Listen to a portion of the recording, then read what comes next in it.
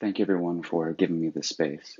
I'm glad to see that we're all still finding ways to celebrate one another and our hard work. But I hope someday soon we'll all get a chance to thank our friends, family, and those who supported us through this journey in person and honor all the hard work it took to get to this point. Either way, we have done it. We made it to a point where we can exit this experience wide-eyed and hopeful for a future where we can share our stories with the world. For this graduation speech, I was asked to give advice. But the truth is, I don't know how to give advice right now. So much is changing and it's happening radically and drastically for so many of us. Things like employment and visiting our loved ones, they're all up in the air, so to speak. We truly can't say how things will be in the future, but somehow in this way, we're joined.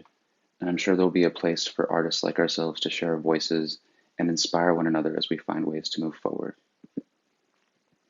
The thing I've loved most about my graduate experience is getting to meet all the wonderful people that are now part of my life forever. The conversations with instructors and friends, the critiques, the vulnerability that we all share in our work, all of this has value beyond capital. As times are tough, I hope we can all continue to recognize the power in making work outside of this system. We must remember what we are inspired by, what stories we haven't told, and how we can recognize the past, present, and future through our individual voices. These are the things that we excel at, and as we adapt to this changing environment, our roles as artists will change. We cannot forget about the amazing things that we have to share with one another.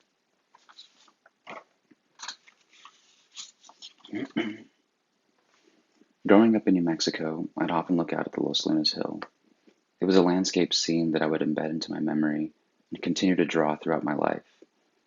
In the back of the classroom in grade school, locked in my room during high school, and painted over and over again during my undergraduate years. I didn't know that this urge to connect with the world around me would continue to fuel me throughout my life, but it has.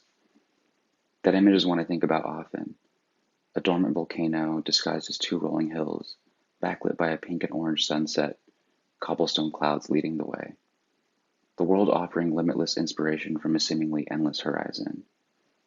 I still think about this scene as I make art some 20 years later, and in many ways I'm still chasing this hill, and when we're all creating and talking and connecting, I feel like we get closer towards reaching the summit, one where we can see the next horizon.